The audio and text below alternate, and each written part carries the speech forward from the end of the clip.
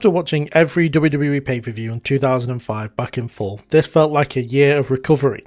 2004 exposed a major imbalance between Raw and SmackDown, with one of the brand consistently outperforming the other, but in 2005 things slowly began to change. Raw felt like the main show still, but with the rise of Batista, the continued dominance of Triple H, and beginning of major storylines involving Edge and John Cena. But for the first time in a while, SmackDown started to find its own identity again. John Cena's championship win gave us the blue brand direction. The Cruiserweight division became genuinely enjoyable to watch. Feuds like Eddie Guerrero vs Rey Mysterio brought emotion back to the product. And just like previous episodes, I have ranked and rated every single match from every single pay-per-view in shorts that you can find on the shorts page of the channel. But in this episode, we're looking back at the full year, and this is WWE in 2005. So we start off with the debut of New Year's Revolution. This show was cursed by injuries. Eugene and Lita both got hurt in the opening two matches. Maven does a promo in the middle of his Intercontinental Championship match and then just gets rolled up, and then gets rolled up a further two times as well in just what is a crap bunch of matches because it's just roll-ups. Great, we get to see Muhammad Hassan. He is here. Oh god. The chamber match though is good, it's fun to watch. There's better chamber matches, but there's also a lot worse ones. This is definitely a one match show. At the Royal Rumble, Edge defeats Shawn Michaels on a top 4 pay-per-view, which is great and it shows investment. JBL is the definition of a surviving champion, mediocre matches throughout his reign, and Batista winning the Royal Rumble was a great call, complete correct decision, and it was a decent Royal Rumble match as well. It doesn't pick up till the later numbers, probably 18 or 19 onwards, with HBK and Kurt Angle's entrances, but it gets good after that, and it's arguably, it's a pretty decent Rumble to be fair on the scale of things. Moving on to No Way Out, and to be fair, the tag title match finish was pretty funny and very smart. Eddie and Ray were great, should have been great champions, but as we know how it works out, they just ended up feuding, and then that was it. As of this point, I'm not sure where Randy Orton fits into the Undertaker storylines, as he's not on SmackDown yet, but he faces him at WrestleMania the following month. Angle vs Cena was great. These two have such good chemistry together, and a very controversial finish in the cage match. It was unique as far as an ending goes, but it adds to the JBL being a surviving champion kind of even more as he falls through the ring and then just appears on the floor, which means he's won.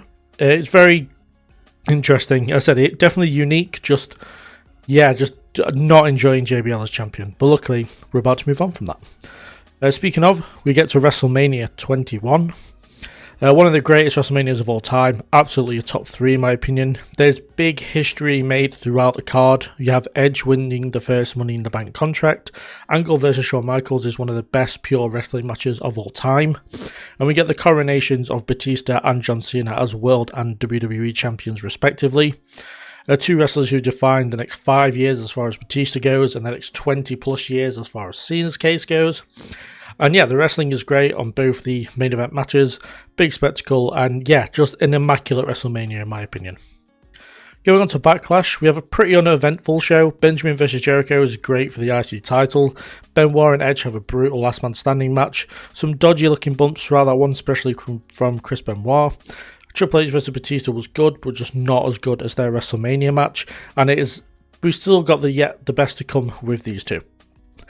Moving on to Judgment Day, and we get Kurt Angle, who goes on to face Shawn Michaels who went from facing Shawn Michaels at WrestleMania to wanting to have, and I quote, bestiality sex with Booker T's wife Sharmell.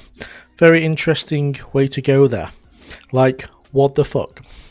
Heidenreich is finding friends in the crowd who are children to be his manager during matches. That's interesting. Definitely a unique thing to do.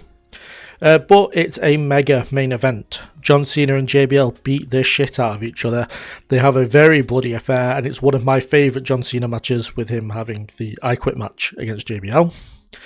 We move then on to ECW's One Night Stand. I really like the idea of this. I'm a lover of ECW myself. I do like the extreme matches, as you guys all know.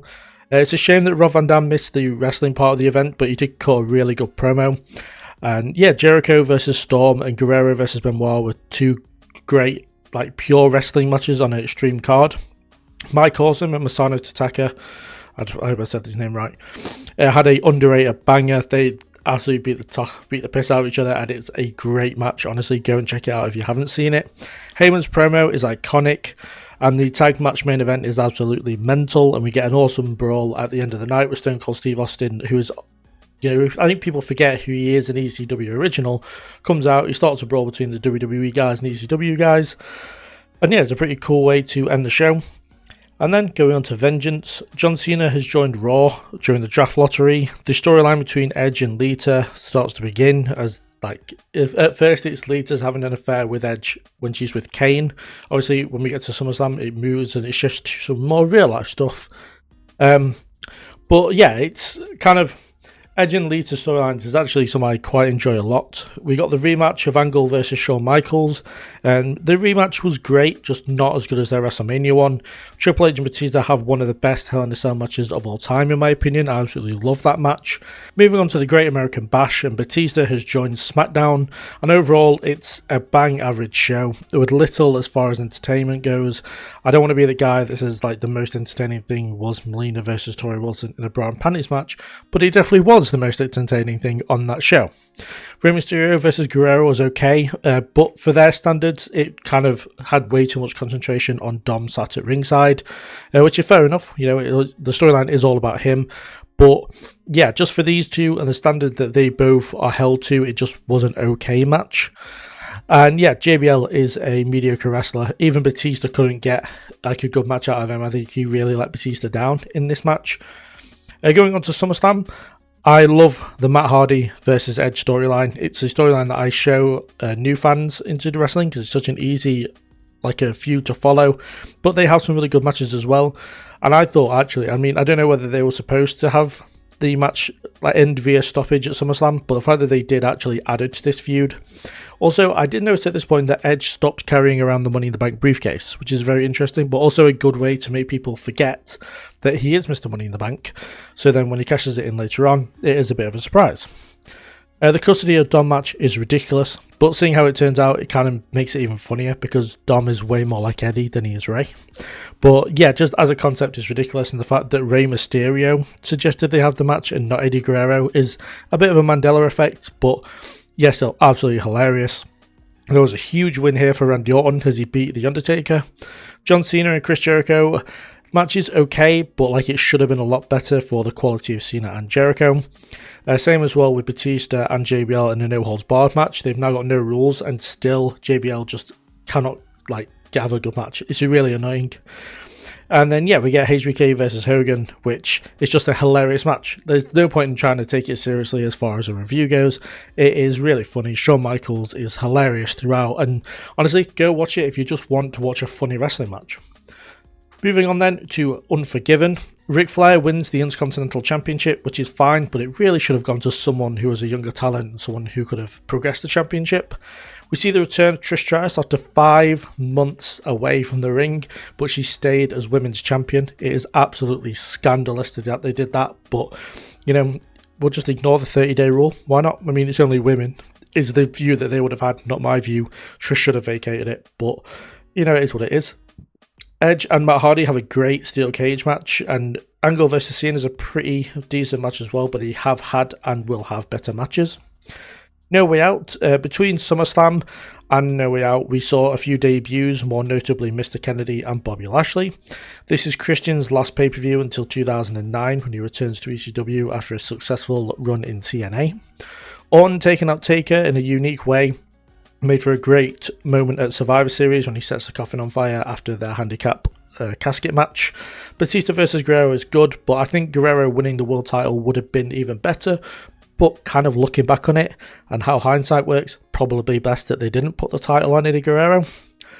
Taboo Tuesday, this might be the worst fan voting pay-per-view we've had out of all of them. So out of all the Taboo Tuesdays and all of the Cyber Sundays, this is by far the worst. Some of the choices are pretty mid. I think Kane and Big Show are an underrated tag team. They are very good in the ring.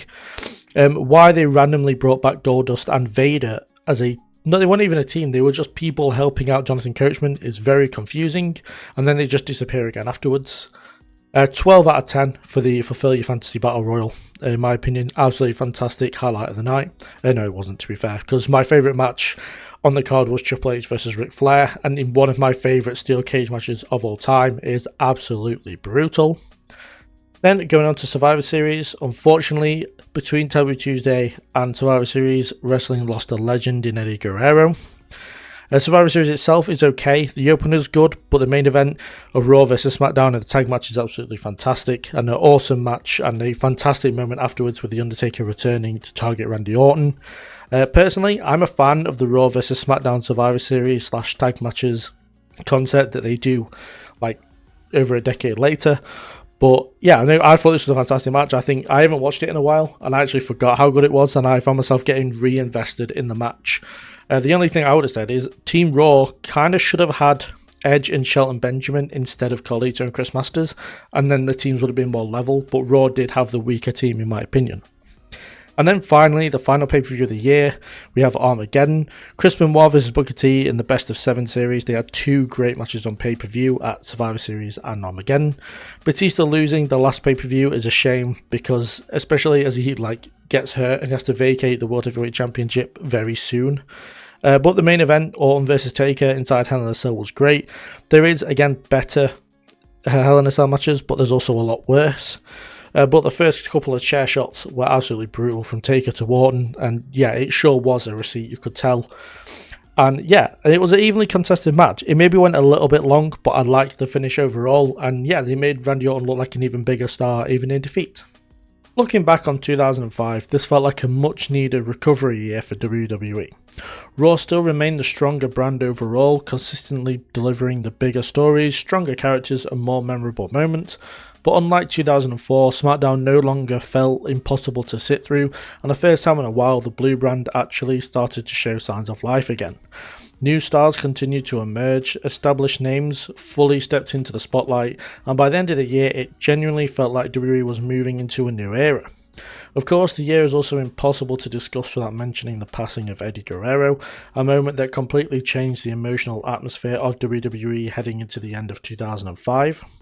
Before we finish, my MVP of the year is Batista. His rise to the top was one of the best built stories WWE had told in years, and by the end of 2005 he felt like a genuine main event star.